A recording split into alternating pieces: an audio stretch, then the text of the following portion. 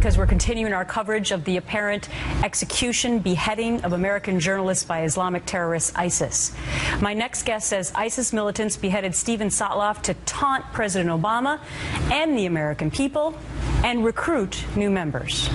Let's bring in retired Lieutenant General Jerry Boykin, former Deputy Undersecretary of Defense for Intelligence and former commander of U.S. Special Forces, that is. Lieutenant General, good to see you. Recruiting, this is going to help them in the recruitment. Why? Well, Gretchen, first of all, a commentary. Anybody that thinks that we don't know anything about ISIS is just fooling themselves. We've watched this group since probably 2004 when they were al-Qaeda in Iraq. Beheadings are nothing new. They've beheaded tons of Christians as well as Kurds and even other Muslims. We've seen this for over a decade. Now, this is about recruiting. Our president has been called out, whether he realizes it or not. ISIS called him out.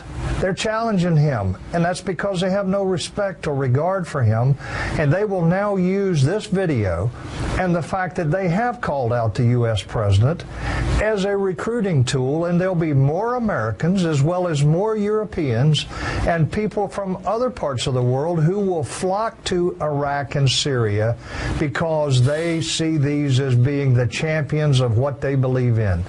That's what this is about.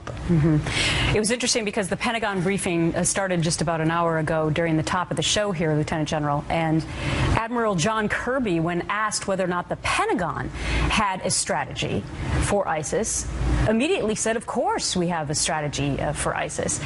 Is the Pentagon at odds with the White House, or how does that work?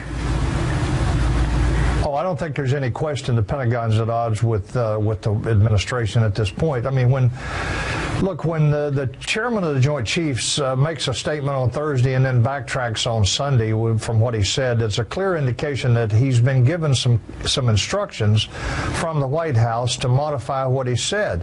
There is a rift between the two. The military wants to take care of this problem. The military sees it as being a situation in which there is, in fact, some military solution to this.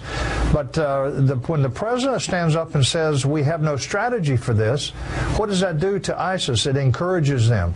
It gives them a window of opportunity to call the president out, to challenge America, to challenge the West. And I will tell you, there's going to be more beheadings as a result of our weakness and our feckless response to what has occurred so far. I was going to ask you that. You know, what do you see happening next, number one? What will ISIS do next now? And maybe more importantly, what should President Obama do right now? Well, President Obama needs to have a robust intelligence program supporting the Kurdish regions. I'm not at all in favor of supporting the Shias because that's a sectarian squabble between Sunni and Shia.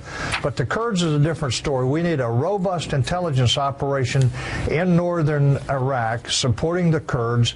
And then we need, as we have right now, we need special forces on the ground acting as advisors, just like they did right after 9/11 when we literally took the country back between Special Forces advisors, U.S. air power, and the Northern Alliance. We took the whole country back. We need the same thing right now, and then we need good, strong humanitarian programs to take care of humanitarian needs. All right, so is it to the benefit of the president that he is on his way to meet with other NATO allies in Estonia in the next couple of hours?